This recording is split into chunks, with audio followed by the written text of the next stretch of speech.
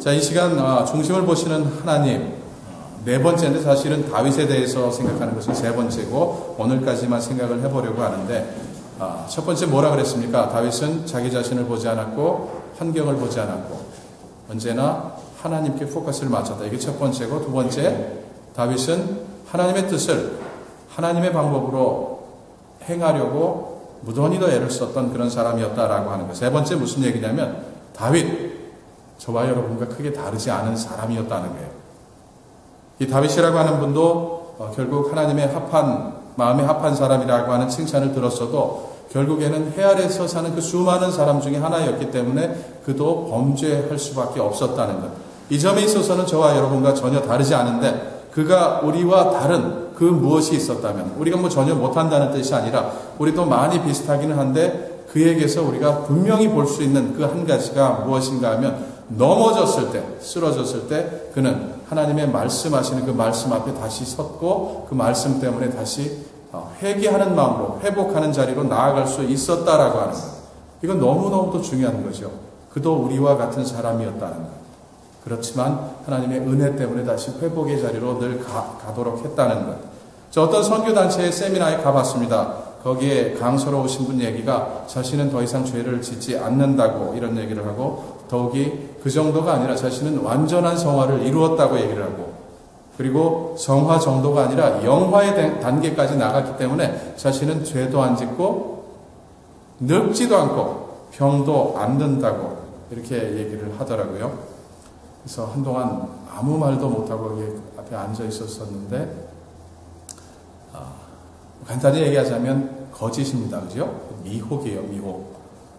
그런 거짓과 미혹에 우리가 속으면 안 되는데, 그런 메시지들이 굉장히 많이 있어요, 알고 보면.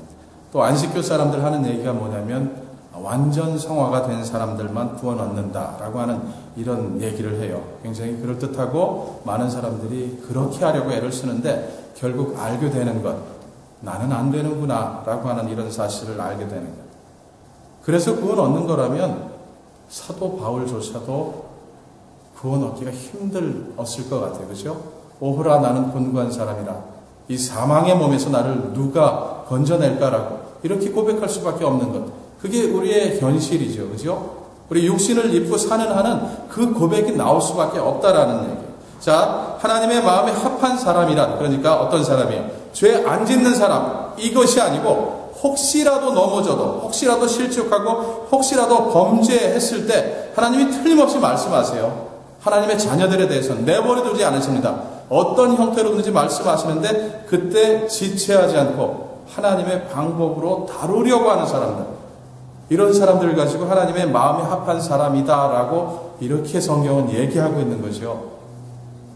예수님께서 죽으신 이유가 뭡니까? 이 땅에 오셔서 우리의 모든 죄를 지시고 십자가에서 죽으신 이유, 다시 사신 이유, 우리 힘으로 안 되기 때문에, 우리가 이룰 수 없는 일이기 때문에 주께서 단번에 영원히 이루셨고, 누구든지 그 이름을 믿는 자마다, 그 앞에 나오는 자마다, 그 피로 적시는 자마다 구원을 얻을 뿐만 아니라 죄와 싸워서 이길 수 있는 그 능력을 얻고 실제 싸워서 이기기도 할 수 있도록. 언제요? 조건이 항상 있잖아요. 언제나 주님 안에 거할 때. 주님께서 오신 이유가 바로 그거예요. 실패할 수도 있다. 우리는 육신을 입고 사는 것이기 때문에. 우리 성경 공부하시는 내용에 한 과가 그렇게 돼 있고 한 단원이 그렇게 돼 있고, 지금 우리 김 집사님 나와서 대표기도 하신 내용 중에 우리 옛사람이라고 하는 말이 그런 뜻을 담고 있기 때문에 실패할 수 있다는 거죠.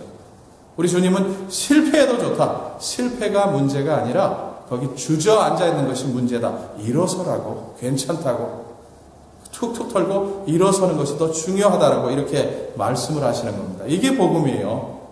자, 지금 다윗에게 벌어진 몇 가지 사건을 이 시간 부지런히, 굉장히 많은데 부지런히 살펴보고 그런 말씀을 통해서 하나님이 도대체 우리에게 무엇을 얘기하시는 걸까, 이런 걸 생각해 보려고 하는데, 자, 첫 번째 사건을 보자고요. 사무엘하서 6장에 나오는 얘기인데 다 아시는 거라고 생각해서 자세한 설명을 안 드리고 얼른 지나갑니다. 자, 하나님의 법궤를 옮길 때 벌어진 사건이에요. 법궤를 옮기다가 어떤 일이 벌어지죠? 우사라는 사람이 잘못 건드려서 거기서 죽게 되는 이런 일이 벌어집니다.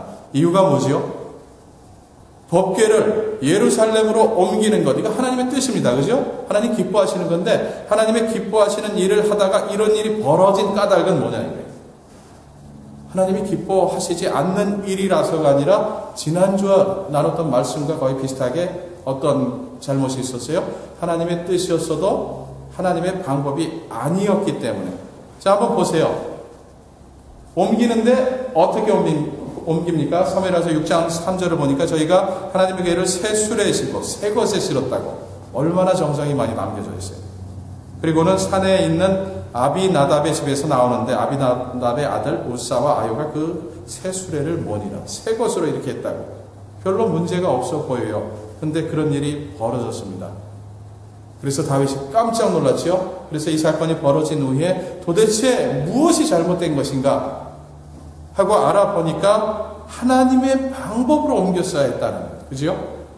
이 점에 관해서 하나님이 미리 말씀하신 바가 있었기 때문에 그렇게 옮겼어야 했는데 그렇게 하지 못했기 때문에 벌어진 일이라는 사실을 알고 다시 3달 만에 새로운 시도를 하게 되는데 그 얘기를 역대상 15장에서 이렇게 적고 있어요. 이에 잘 보세요. 앞에 읽은 그 구절과 어떻게 들리는지. 이에 제사장들과 레위 사람들이 이스라엘 하나님 여호와의 궤를 메고 올라가려 하여 몸을 성결케 하고 모세가 막 넘어가네요 그냥. 모세가 여호와의 말씀을 따라 명한 대로 레위 자손이 채로 하나님의 궤를 꿰어 어깨에 매니라 라고 하는 거예요. 자, 이번엔 어떻게 옮기죠? 어떤 사람들이 옮깁니까? 제사장들과 레위 지파 사람들이. 그리고 어떻게 해요? 법궤를 어깨에 매도록 이렇게 했다는 거예요. 하나님이 정하셨어요. 율법에 이렇게 하도록. 또 이것이 하나님의 임재를 상징하는 그런 것이기 때문에 물건짝이 아니잖아요. 그죠? 하나님의 임재를 상징하는 것임을 알고 그 앞에 찬양대를 세웠어요. 성경의 다른 부분을 보면. 그리고 또 성경의 또 다른 부분을 보면 6걸음 떼고는 그 앞에 하나님 앞에 제사했다라고 이렇게 적고 있어요. 어떤 분들은 좀 과장을 하죠. 6걸음 뗄 때마다 제사 한번 지냈다는데 그랬을 수도 있다 싶기는 하지만 이 오벳 에돔의 집에서 예루살렘까지 10마일이에요. 6걸음마다 한 번씩 제사했다면 이거 몇 년 걸렸을 것 같아요. 평생에도 못 갈 거리예요. 제가 보기는. 근데 그렇게까지 과장해서 해석을 할 이유가 충분히 있는 것이 하나님은 그런 분이시기 때문에 우리가 매 발걸음마다 그 하나님 앞에 예배해도 다 영광을 돌리지 못할 정도로 크신 분이기 때문에 그것은 너무도 합당한 일인데 어쨌거나 중요한 것은 다윗이 이걸 몰랐다는 거죠. 이렇게 했어야 했다는 걸 몰랐고 그냥 자기 생각에 옳아 보이는 대로 했더니 사람 하나가 죽고 너무 기뻐서 시작한 일인데 실망으로 끝나게 되었었다라고 하는 것. 이런 생각이 좀 들죠. 처음부터 이렇게 했었다라면 얼마나 좋았을까 하는 것. 사람 하나 죽고 안 죽고 하는 그런 문제, 너무도 큰 문제잖아요. 그죠? 뿐만 아니라 이것이 정말로 큰 기쁨이 될 수 있었는데 3개월 동안이나 끙끙대며 고민해야 했을 정도로 심각한 문제였다라고 합니다. 자, 중요한 질문이 뭐냐면 도대체 다윗으로 하여금 그런 판단을 하게 만든 것이 무엇일까? 다윗은 왜 처음에 이것을 수레에다, 새로 만든 수레에다가 실권을 옮기려고 했을까? 어디서 나온 생각일까? 어딘 것 같아요? 모르죠. 성경이 안 적고 있으니까. 그러나 우리가 사무엘상서부터 쭉 이렇게 읽어오게 되면 어느 정도의 힌트를 발견할 수 있는데 이게 뭐냐면 옛날에 이스라엘 사람들이 전쟁을 할 때 하나님을 의지해야 하는데 의지하는 것이 아니라 오히려 하나님의 법궤를 들고 나가면 여기에 무슨 주술적인 힘이 있다고 생각을 했는지 이길 거라고 착각을 했어요. 그런데 뺏겼죠. 블레셋 사람들에게. 그래서 다곤의 신전으로 옮겨지고 거기서 하나님은 영광과 능력을 나타내셔서 아침마다 다곤의 모가지 댕강댕강 부러지는 이런 일이 있었어요. 그랬더니 블레셋 사람들이 이거 도대체 감당할 수 없는 신이구나 해가지고 그 사람들이 어떻게 해서 돌려보냈냐면 잘 아시는 얘기죠. 수레를 하나 멋있게 새로 만들어서 거기에 올려놓고 젖먹이는 송아지를 젖먹이는 암소 2마리를 그 앞에 세워서 이스라엘로 돌려보냈는데 그게 놀랍게도 우로나 좌로나 치우치 않고 그대로 가더라는 거죠. 바로 다윗이 제가 보기에는 이런 얘기를 기억하고는 그런 거구나 라고 해서 수레 새로 만들어서 거기다가 하나님의 법궤를 옮겨놓고 예루살렘으로 옮기려 했었었다는 거예요. 이건 가정이에요. 성경이 딱 그랬다라고 얘기를 안 하니까 그저 제가 한번 가정을 해보는 건데 그랬었던 거라면 다윗이 하나님의 말씀에 대해서 무지했든지 아니면 무시했든지 간에 중요한 사실은 하나님이 말씀하셨는데 다윗은 그렇게 하지 않았다는 것, 더욱이 제 가정이 맞다면 다윗은 세상이 하는 방식을 보고 하나님의 일을 하려고 했다는 것. 여기에 문제가 있었던 거죠. 근데 하나님이 다시 말씀하셨을 때, 그것이 아니다라고 말씀하셨을 때 다윗은 어떻게 했습니까? 아이 그래도 내 식으로 하겠습니다. 사람이 몇 죽던 간에 나 끝까지 옮겨보게. 이렇게 밀고 나갔던 것이 아니라 아니군요. 이것이 아니군요. 어떻게 해야 되겠습니까? 하나님께 물었고 그래서 방법을 알아냈고 하나님이 기뻐하시는 방법으로 그 법궤를 옮겼다는 것. 그러니까 하나님의 마음에 합한 사람은 어떤 사람입니까? 무지하거나 자기 마음대로 하는 이런 사람이 아니라 하나님의 말씀 앞에 아 그렇군요 인정하면서 돌아오는 사람. 실족하고 넘어지는 거 괜찮아요. 그것이 뭐 잘했다는 얘기는 할 수 없지만 우리 실족하고 넘어지는 어떤 의미에서는 당연하다라고 말할 수 있는데 그것보다 더 당연한 것은 믿는 사람들 입장에서 하나님 말씀하실 때 다시 예 그렇군요. 내가 몰랐습니다. 내가 잘못했습니다. 그렇지만 말씀하시기 때문에 고치렵니다 라고 하는 이런 마음을 가진 사람을 향해서 하나님은 참 잘한다. 내 마음에 합한 사람이라고 이렇게 말씀하신다는 거죠. 자, 두 번째 사건 하나가 더 벌어지죠. 방금 얘기한 건 세상의 영향을 받아서 그런 일이 벌어졌다라고 제가 이렇게 설명을 드렸는데 이번 경우는 어떤 거냐면 세상 말고 우리 원수가 또 하나 있죠. 우리 안에 있는 우리의 속사람. 이게 속사람이면 좋은데 옛사람이라고 표현하는 겉사람이죠. 오히려 겉사람. 우리의 겉사람, 옛사람, 옛속성 이렇게 표현되는 육신이라고 하는 이 육신의 소욕을 쫓아서 살다 보니까 다윗이 굉장히 큰 범죄를 저지른 사건이 사무엘하서 11장에 이렇게 나와요. 좀 시간이 지난 후에 벌어진 일인데 한번 잘 읽어보세요. 제가 읽어볼 테니까 한번 들어보셨으면 좋겠는데 해가 돌아와서 영어 성경을 보면 in the spring 이렇게 번역을 했어요. 해가 돌아와서 왕들의 출전할 때가 되면 전쟁 때가 된 거죠. 전쟁을 해야 되는 그런 때가 됐는데 다윗이 요압과 그 신복과 온 이스라엘 군대를 보내니 늘 자기가 직접 갔는데 가지 않고 남을 보냈다라는 얘기고 저희가 암몬 좌선을 멸하고 라빠를 에워싸고 다윗은 예루살렘에 그대로 있으니라. 뭐 이것 자체는 그렇게 잘못된 것 같지는 않은데 그 다음에 나오는 거예요. 저녁 때에 다윗이 그 침상에서 일어나. 어디서 일어나요? 뭐 했다는 얘기예요? 한잠 주무셨다는 얘기죠. 왜 그랬는지는 알 수 없어요. 뭐 철야기도를 했는지 밤새 뭘 파티를 했는지 그건 알 수는 없지만 지금 저녁 때에 다윗이 그 침상에서 일어나. 좀 이상하죠 여기가 이 대목이. 그리고 뭐 했습니까? 왕궁 지붕에서 거닐다가 그곳에서 한 여인이 목욕을 하는데 심히 아름다워 보이는지라. 뭐 올라간 것까지도 잘못 아니고 올라갔는데 눈에 무엇이 들어왔다라는 것 이것도 잘못 아니지요. 뭐 보는데 보이잖아요. 그죠? 오히려 잘못이 있다. 왜 목욕을 이렇게 보이는 데서 했냐 이거죠. 어쨌거나 여기까지는 별로 이상한 얘기가 아니에요. 중요한 사실은 늘 있었던 자리에 다윗이 있지 않았다라고 하는 것. 왜 전쟁터에 안 나갔을까? 성경이 설명하지 않으니까 우리가 알 수 없지만 또 지나친 상상을 할 이유도 없지만 늘 있었던 그 자리가 아니었다는 것. 그래서 사고를 치게 되고 수습하기 위해서 어떻게 합니까? 이 바세바라는 여인의 남편 되는 햇사람 우리아를 결국 죽게 만드는 이 일이 벌어지죠. 그래서 하나님은 어떻게 하십니까? 선지자 나단을 보내셔서 이 점에 대해서 분명히 너무도 분명하게 책망을 하시죠. 내가 그런 종류다 라고 하나님이 지적하시고 그때 다윗이 어떻게 합니까? 몰랐던 것 같아요. 자기가 하고 있는 일 너무나 재밌었든지 아니면 너무나 수치스러웠든지 어쨌거나 자기가 저지른 일에 대해서 잘 깨닫지 못하고 있다가 나단을 통해서 하나님 말씀하실 때 아 그랬군요. 내가 그런 종류군요. 내가 그런 잘못을 저지르고 있었군요. 라고 하면서 진정으로 하나님 앞에 회개하면서 뉘우치면서 돌아왔지요. 그래서 쓴 시가 바로 우리 본문 삼은 시편 51편 이 51편의 배경이 되는 것이 바로 이 사건인데 중요한 사실이 있어요. 그죠? 그도 어떤 사람이었다고요? 우리와 똑같은 사람이었다는 거죠. 자, 좀 전에 말씀드렸던 것 세상의 영향을 받았던 사람. 남들이 다 그렇게 하니까 나도 그렇게 해야 하는 줄 알았던 사람이고, 그도 우리와 똑같이 육신을 입고 사는 사람이어서 육신을 통해서 들어오는 죄악에 대해서 어쩔 수 없었다는 것.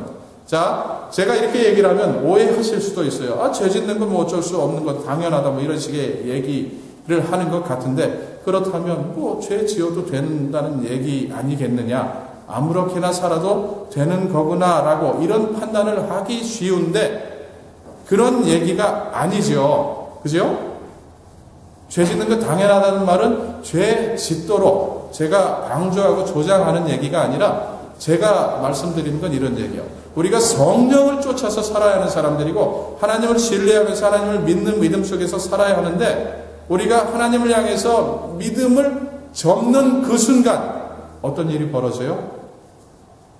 중립에 놓이는 게 아니라 우리는 그 순간 바로 육신의 소욕을 쫓아 살아나가는 사람으로 즉각적으로 드러나게 된다는 거예요. 자, 제가 공을 가지고 왔어요. 제 손에서 이걸 놓는 순간 어떤 일이 벌어지겠습니까? 이렇게 되죠. 다른 옵션이 있습니까? 제가 이걸 놓는 순간 그냥 제자리에 머무는 방법이 있겠습니까? 아니면 제가 이걸 놓는 순간 이렇게가 아니고, 이거 힘드네, 좀 천천히 내려갈 방법이 있겠어요? 뭐 상황을 만들면 있겠지만 결국 제 손에서 떨어진 이 공은 떨어지게 돼 있다는 거예요. 우리가 그런 존재입니다. 우리가 하나님을 향해서 눈길을 딱 닿는 순간 그냥 그 자리에 있는 것이냐. 우리 그런 착각을 하죠. 난 괜찮은데 너 안 괜찮아요. 그 순간부터 내려갑니다. 바닥을 칠 때까지. 자전거를 한번 생각해 보세요. 페달링을 열심히 하지 않는 한 그 자전거는 경사도에 따라 틀리겠지만 언젠가는 멈추게 되고 쓰러지게 되어 있어요. 그죠? 자동차도 마찬가지예요.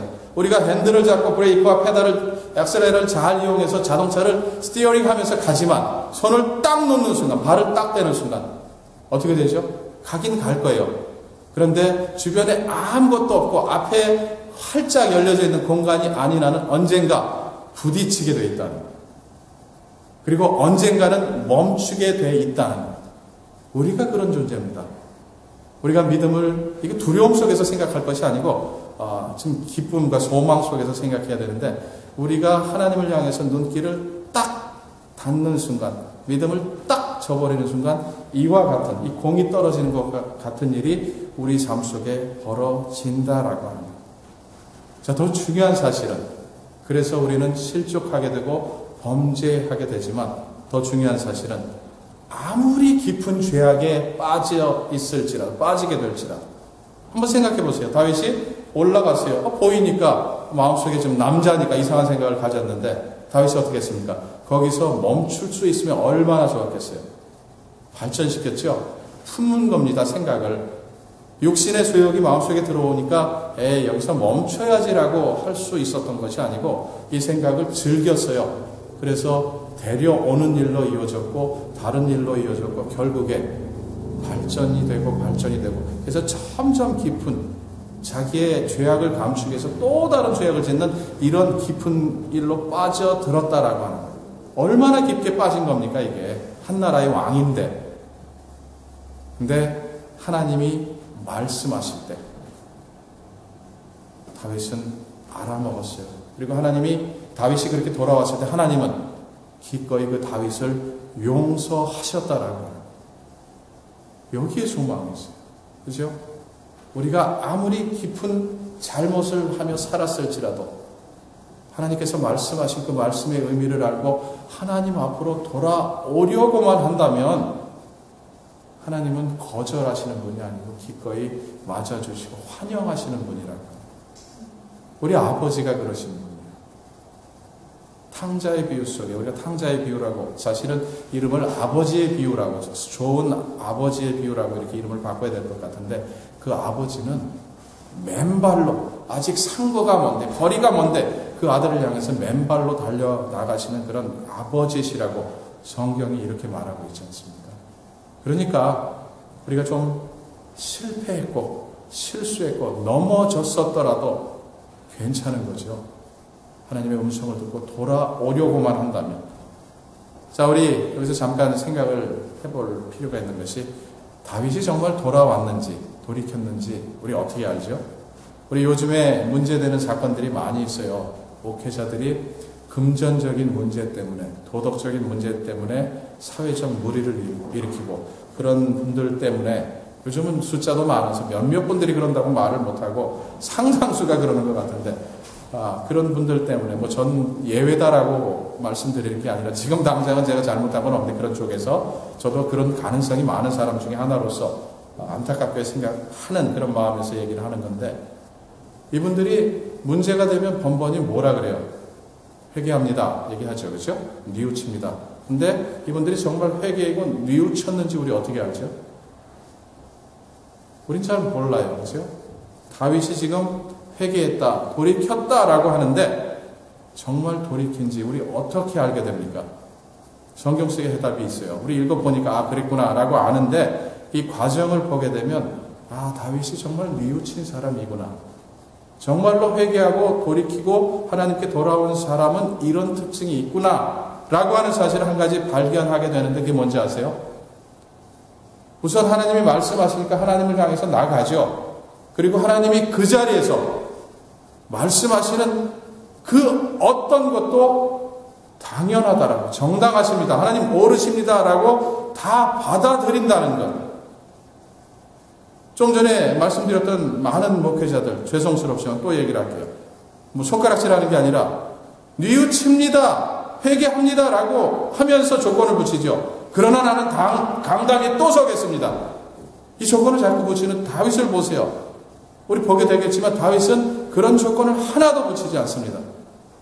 그냥 하나님이 옳으십니다, 하나님이 내게 내리시는 모든 처분에 대해서 나는 받아들일 뿐입니다 라는 이런 마음을 가졌다는 것. 정말로 뉘우치는 사람이 그래요. 하나님 앞에 회개하는 사람이 가지는 생각, 내가 하나님 품으로 돌아갈 수만 있다면 내가 치러야 하는 대가, 힘들고 아프고 내 마음속에 씁쓸함이 남겠지만 그래도 나는 그 하나님의 품이 더 좋습니다 해서 받아들인다라고 하는 거예요. 자, 다윗이 저지른 범죄 때문에 하나님이 선지자를 보내서 이렇게 하실 것이다 라고 하는 거예요. 자녀들끼리 죽이고 살리고 하는 일들이 벌어질 것이고 자녀들끼리 수치스러운 일을 할 것이고 이런 얘기를 쭉 하시면서 그 중에 하나가 사무엘하서 12장에 나오는 이런 말씀인데 한번 보세요. 다윗이 나단에게 이르되 내가 여호와께 범죄하였노라 하며 진심으로 뉘우쳤죠. 나단이 다윗에게 대답하되 여호와께서도 당신의 죄를 사하셨나니 당신이 죽지 아니하려니와. 이 부분 잘 보셔야 돼요. 사하셨나니 당신이 죽지 아니하려니와 이 일로 인하여 여호와의 원수로 크게 회방할 거리를 얻게 하였으니 당신의 낳은 아이가 정령 죽으리이다. 하나님이 대가를 치르시게 하는 거죠. 참 이해하기 어려워요. 경험적으로 볼 때 받아들이기 어렵다고 이렇게 얘기하는 게 더 옳을 것 같은데 나는 회개했는데, 나는 돌아왔는데 내가 또 이렇게 대가까지 치러야 한다면 하나님은 좀 너무 하시는 것이 아닐까. 그럼 내가 회개해야 될 이유가 없었던 것은 아닐까. 우리 실제적으로 이런 감정 가지게 돼요. 내가 저지른 잘못들 때문에 만들어진 그 수많은 잘못된 문화들, 상처들, 이런 것 때문에 그 대가를 내가 여전히 치러야 되고 나는 그 아픔 속에 놓여져 있어야 한다면 우리 여지없이 우리 마음속에서 하나님이 나를 용서하셨다는 사실은 너무도 기쁜데 반면에 내가 지금 대가를 치러야 한다는 이 상황이 너무 힘들어져서 하나님을 향해서 되묻게 되죠. 내가 회개한 게 무슨 차이를 만듭니까? 라고 하는 이런 질문. 자, 제가 좀 전에 잘 보라고 이렇게 말씀드렸던 부분이 뭐예요? 여호와께서도 당신의 죄를 사하셨나니 당신이 죽지 아니하려니와. 정말로 하나님께서 우리의 죄를 그 죄의 무게만큼 다루신다면 어떤 일이 벌어지겠습니까? 즉각적으로 다루신다면 죽는 거죠. 하나님 원칙대로 하신다면 죽는 거예요. 지금 그 얘기를 하는 거죠. 그냥 목숨 하나 건졌다는 얘기가 아니라 하나님께서 죄의 무게를 이렇게 심각하게 다루고 계신다라고 합니다. 크기에 상관없이. 그게 크든 작든 하나님이 그 죄를 다루신다면 목숨을 내놓고 해결해야 하는 이런 일이다라고 하는 거예요. 자, 하나님이 이렇게 말씀하실 때, 내 아이가 죽을 것이다 라고 이렇게 말씀하실 때 다윗이 어떻게 합니까? 어떻게 하죠? 억울합니다. 안 됩니다. 이렇게 얘기를 합니까? 당연합니다. 옳으십니다 라고 받아들여요. 근데 흥미로운 사실이 뭐냐면 아이가 아파서 시름시름 앓게 되니까 다윗은 어떻게 합니까? 성경의 다른 부분을 보니까 밤새 금식하면서 기도했다라고 적고 있어요. 왜 했죠? 안 됩니다. 못 받아들입니다. 하나님, 그건 너무 심하게 하시는 겁니다. 이런 뜻입니까? 아니에요. 하나님 오르신데, 하나님 오르셔도, 오르신 일을 행하시는 중에라도 내게 혹시 긍휼을 베푸실까 해서 하나님이 너무도 명확하게 어떻게 하실지에 대해서 말씀하셨지만 다윗은 이 아픈 아이의 아버지이기 때문에 이 아들을 대신해서 하나님 앞에 긍휼을 구하면서 나아갔다라고 하는 것. 근데 결과가 뭐죠? 우리 알고 있는 결과? 이 아이가 어떻게 돼요? 죽죠. 저와 여러분 같으면 어떤 생각을 가지시겠습니까? 저는 하나님을 향해서 원망할 거예요. 내가 회개했고 내가 이 아이를 놓고 이렇게까지 하나님의 긍휼을 구하면서 나아갔는데 하나님 결국 데려가셨네요. 이러신 분이에요. 하나님의 사랑에 대해서 의심을 가질 수도 있다는 것. 하나님은 옳기만 하신 분, 옳고 그름만 따져서 옳지 않은 일에 대해서 벌하시는 이런 하나님, 사랑의 하나님은 어디 계십니까? 라고 항변했을 거예요. 근데 다윗은 어떻게 합니까? 성경이 적고 있는 걸 보니까 다윗은 너무도 쉽게 그 자리에서 그 아이가 죽었다라는 소식을 듣고는 어떻게 합니까? 훌훌 털죠. 그리고 먹을 거 먹고 멀쩡한 사람처럼 그렇게 살아갑니다. 그래서 너무도 궁금해서 신하들이 묻잖아요. 아니 그렇게 아이를 위해서 금식하면서 슬피 울며 기도하던 분이 지금 도대체 왜 지금 이러고 계십니까? 이상하죠. 그렇죠? 다윗이 뭐라고 설명합니까? 혹시 하나님께서 내게 긍휼을 베푸실까? 하는 생각에서 내가 했는데 하나님이 그 뜻을 굽히지 않으셨는데 내가 뭘 더 하겠느냐? 하나님이 오르시다는 거예요. 다 받아들이겠다는 거예요. 그건 바로 내 잘못 때문이었다는 거예요. 내가 뿌린 것이기 때문에 내가 이렇게 거둘 수밖에 없구나. 그것이 하나님의 방법이라면 내가 받아들이겠다라고 하는 거예요.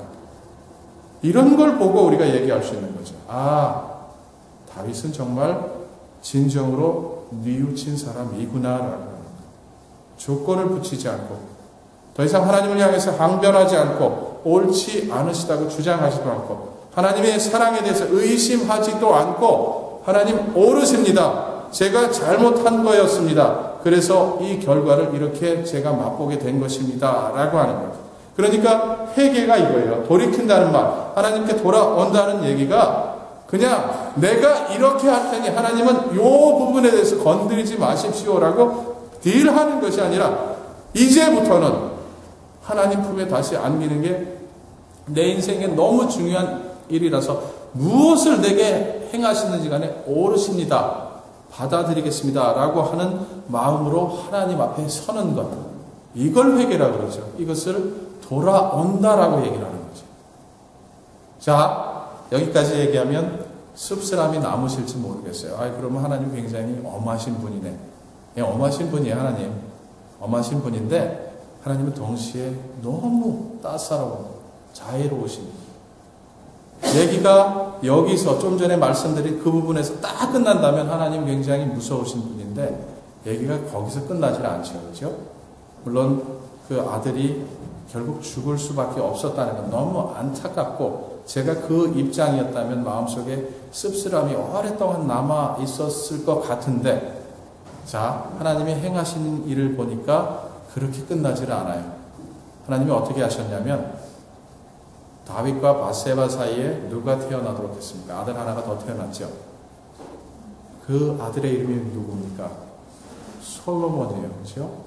이 사람이 어떻게 됩니까? 나중에 다윗의 대를 이어서 왕이 됐고 또 무슨 일을 합니까? 하나님을 위해서 성전을 건축하는 일을 했고 하나님 축복하셔서 이 세상에서 가장 지혜롭다는 그런 칭찬을 듣는 왕이 되죠. 이건 무슨 뜻이겠습니까? 조강지처가 둘이나 있었어요. 아히노암이라는 이름의 여자가 있었고 아비가일이라는 두 여자가 조강지처가 둘 되니까 좀 이상하죠. 어쨌거나 다윗에게는 둘이나 있었는데 그 둘을 제껴놓고 바세바를 통해서 하나님은 그 다음에 왕이 태어나도록 하셨다라는 거예요. 성경에 다른 부분은 이름을 여다디아, 하나님의 사랑받는 자라는 이런 이름을 지어줬다고 성경이 적고 있는 것으로 봐서 하나님이 다윗을 회복하신 거죠. 온전히 비극으로 끝난 것이 아니라 하나님이 모든 것이 합력해서 선을 이루도록 역사하시는 참으로 아름다운 결과로 끝나게 되었다라는 것. 여러분, 이거 얼마나 중요한 얘기인지 아십니까? 이런 사건을 통해서 우리에게 말씀하시는 바가 혹시 있다면, 우리가 넘어져도 그냥 살짝 넘어진 게 아니라 적당히 넘어진 것도 아니라 너무 심하게 넘어져서 나는 여기서 끝났다라고 생각하는 그 순간에 이 일은 내 인생의 수치여서 나는 더 이상 이 일에 대해서 기억하고 싶지 않다라고 하는 그런 일이 있을지라도 그것은 사실 망한 자리가 아니라는 것. 하나님께서 살아계시고 하나님이 여전히 우리를 사랑하시기 때문에 그것은 망하는 자리가 아니라 오히려 합력해서 선을 이루시는 하나님의 역사하시는 손길을 경험하는 기회라는 것. 우리 믿는 사람이 실패와 실수를 그냥 이건 실패고 이건 실수다라고 말하면서 거기서 멈춰야 할 것이 아닌 이유는 하나님은 그걸 재료 삼으신다는 거예요. 그걸 재료 삼으셔서 우리로 하여금 하나님의 손길을 새롭게 체험할 수 있도록 일하시고 계시다라고 합니다. 그러니까 다시 한 번 더 똑같은 얘기를 우리 할 수 있는 거죠. 하나님의 마음에 합한 사람, 중심을 보시는 하나님 앞에 흡족하게 하는 그런 마음을 가지고 살아나가는 사람은 실수 안 하고 실패 안 하는 사람이 아니라 돌아오려는 사람, 하나님 앞에 기꺼이 다시 와서 당신밖에 없습니다. 하나님, 나는 이 세상에 그 어떤 대가를 치르더라도 하나님 앞에서는 이 순간이, 이 자리가 좋습니다. 그렇게 돌아오려는 사람, 그런 사람이 하나님의 마음에 합한 사람이라고 지금 성경은 말씀하고 계신 거죠. 자, 여기에 한 가지를 더 얼른 얘기를 하자면, 자, 두 가지 얘기했죠. 세상이 우리를 끌어내리고 우리 육신이 우리를 넘어뜨리려고. 자, 한 가지 남아있다면 뭐가 있겠습니까? 악한 영, 어둠의 세력들, 원수마귀가 우리를 끌어내리고 있어요. 그죠? 그래서 성경은 이 세 가지가 우리 육신의, 우리의 원수라고 이렇게 얘기를 하고 있는데, 다윗의 경우에도 이것이 마찬가지였어요. 성경을 쭉 읽다가 사무엘하서 맨 마지막 장에 보면 굉장히 흥미로운 사건이 벌어지는데, 다윗이 어떻게 합니까? 뭐래요? 센서스, 인구조사래요. 그죠? 왕이 인구조사하는 게 그게 뭐가 그렇게 잘못됐느냐라고 생각하실런지 모르지만 하나님은 이 일 때문에 너무너무 화가 나셨어요. 자, 우리 역대상 21장을 보니까 왜 다윗이 인구조사를 하게 됐는가, 사무엘하서가 적고 있는 것과 다르게 좀 다른 표현을 써서 설명을 하고 있는데, 사단이 일어나, 누가요? 사단이 일어나 이스라엘을 대적하고 다윗을 격동하여 이스라엘을 계수하게 하니라. 사단 얘기가 나오죠. 그래서 결과적으로 다윗은 인구조사를 했고, 이것 때문에 하나님이 화가 나셔서 7만 명이나 되는 사람이 질병 때문에, 급성 질병 때문에 죽게 되는 이런 사건이 벌어지는데, 한번 생각을 해보셨으면 좋겠어요. 도대체 인구조사한다는 게, 왕이 인구조사한다는 게 다른 왕이 아니라 하나님이 세우신 나라 이스라엘의 왕이 인구조사를 한다는 게 도대체 하나님의 마음을 어떻게 불편하게 했길래 하나님은 이렇게 진노하셔야 했는가? 자, 우리 사무엘하서 24장을 보니까 다윗이 인구조사를 할 때 그때 국방부 장관이었던 요압이 다윗에게 이렇게 말을 하는데, 이 말 속에 어느 정도 힌트가 있는 것 같아요. 요압이 왕께 구하되 이 백성은 얼마든지 왕의 하나님 여호와께서 100배나 더하게 하사 내 주 왕의 눈으로 보게 하시기를 원하나이다. 그런데 내 주 왕은 어찌하여 이런 일을 기뻐하시나이까 하되. 한번 잘 보세요. 요압이 이렇게 말한 것에 의하면 지금 다윗은 어떤 이유 때문에 인구조사하라고 얘기를 한 겁니까? 무슨 이유 때문에? 사람 몇 사나 알아보기 위해서? 군대 장관이 가서 국방부 장관이 지금 얘기를 하는 거예요. 무슨 이유 때문에? 세금을 어떻게 걷어? 이런 종류 얘기가 아니고 다윗 마음속에 염려가 생겼어요. 나라가 이만큼 컸는데 이 나라를 지켜나가고 또 영토를 확장해 나가려면 뭐가 필요해요? 군사가 필요한데, 국력이 필요한데, 국방력이 필요한데, 어떻게 하면 더 늘려볼까? 이제까지는 어떻게 살아왔던 다윗이 하나님께 묻고 하나님 나타내신 뜻을 이루며 살았는데 지금 이렇게 묻는 다윗은 어떤 종류로 바뀌어 있습니까? 세상의 모든 일을 누구 손에 쥐고 있어요 지금? 자기 손에 올려놓고는 자기 힘 가지고 자기 판단 가지고 자기 생각 가지고 해보려고 하는 겁니다. 이스라엘의 왕으로 다윗을 세울 때에 다윗의 마음은 어떤 거였습니까? 골리앗 앞에서 돌멩이 5개 가지고 전쟁은 주께 속한 거니 외치던 다윗하고 지금 이 얘기하고 있는 다윗하고 비교해보면 어떤 차이를 발견하고 할 수 있겠습니까? 단 한 가지요. 그 다윗은 비록 작을지라도 연약할지라도 골리앗 앞에서 아무것도 아닌 그런 존재였을지라도 컸어요. 왜? 하나님을 신뢰하는 마음이 있었기 때문에. 근데 왕이 돼서 나라를 키운 이 다윗은 지금 작은 자입니다. 왜 작은 자입니까? 그 마음속에 누가 없기 때문에 하나님이 안 계신 거예요. 지금 다윗은 자신의 삶 속에서 지금 하나님을 빼버렸습니다. 그리고는 내가 왕인데 내가 다스려야 하고 내가 이끌어야 하는데 이 생각을 가지기 시작했다는 거죠. 그래서 결국 하나님은 치셨어요. 옵션 3개를 주셨어요. 자, 한번 잘 보셨으면 좋겠어요. 3가지 옵션이 뭐냐면 하나님이 굉장히 불편하셔서 자, 선지자 갓을 보내서 이렇게 얘기를 하셨는데 너 3개 중에 하나 골라라 라고 하시는데 첫 번째 옵션이 뭐냐면 7년 동안 기근 이것이 있을 것이다. 아니면 석 달 동안 왕의 대적 다른 나라가 쳐들어와서 석 달 동안 쫓겨다니는 이 일이 있을 수도 있다. 아니면 3일 동안 큰 질병이 일어나서 사람들이 죽을 수 있다. 어떤 걸 택하겠느냐 물으셨어요. 그죠? 그랬더니 다윗이 내가 다른 사람 하나님 안 믿는 사람에 의해서 괴롭힘 당하는 것보다 그래도 하나님 손에 당하는 것이 낫겠다 싶어서 옵션 3 넘버 3를 택했죠. 그래서 그 일의 결과가 뭐예요? 7만 명이 죽는 이런 일이었어요. 여러분 한번 이 하나님이 주신 옵션의 생각에 담긴 뜻이 뭔지 한번 생각해 보셨으면 좋겠어요. 다윗이 지금 제일 염려하고 있는 게 뭡니까? 염려하고 있었던 것? 이 사건이 벌어지게 된 이유? 내가 힘이 약한데 내가 좀 더 강해야 되는데 내가 이래가지고는 안 되는데 뭐가 좀 더 있어야 되는데 이 생각하고 있었는데 하나님이 딱 옵션을 주신 게 전부 그런 얘기예요. 어떤 방법을 택해도 하나님은 어느 쪽으로 가시냐면 다윗으로 하여금 정말로 약한 게 뭔지 경험하도록 하신다는 거예요. 그 목적이 뭐겠습니까? 다윗이 지금 잊고 있는 다윗이 지금 자신의 삶 속에서 빼버린 그 누구를 다시 다윗의 마음속에 담도록 하시기 위해서. 기근이 생겼다면 결과는 마찬가지예요. 국력이 약해지는 것. 다른 나라가 쳐들어와서 달달달달 볶으면 마찬가지예요. 약해지는 것. 7만 명이 죽어서 약해지는 것과 다르지 않았을 거라는 것.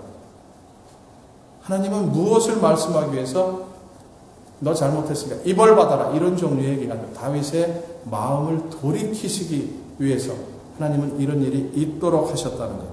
그래서 사무엘하서 맨 마지막 벌스를 보면은 어떤 얘기로 끝나냐면 다윗이 이랬군요. 마음을 돌이켜서 하나님 앞에 예배하는 것으로 끝나게 이렇게 됐다라고. 그곳에서 여호와를 위하여 단을 쌓고 번제와 화목제를 드렸더니 이에 여호와께서 그 땅을 위하여 기도를 들으시며 이스라엘에게 내리는 재앙이 그쳤더라라고 합니다. 여러분 이 부분도 역시 마찬가지죠. 자, 세상이 육신이 이번에는 원수마귀가 충동질해서 벌어진 일이었고 그래서 실수할 수밖에 없었고 하나님을 거역할 수밖에 없었지만 하나님께서 말씀하시는 말을 다윗은 알아먹고 돌아왔다는 거죠. 이런 마음을 가지고 성경은 하나님의 마음에 합한 자. 여러분, 그러니까 우리가 좀 용기를 내도 되는 거죠. 실수가 없고 실패가 없는 이런 삶이 잘 사는 삶이 아니라, 그러면 얼마나 좋겠어요. 살다 보면 실수도 할 수 있고 실패도 할 수 있지만 하나님은 변치 않으시고 우리를 사랑하시기 때문에 우리가 하나님으로부터 멀어졌다고 할지라도 다시 돌아오면 기꺼이 맞으시고 환영하시고 좋은 일이 있도록 하시는 하나님이시기 때문에 우리 그 품에 다시 돌아올 수 있는 거죠.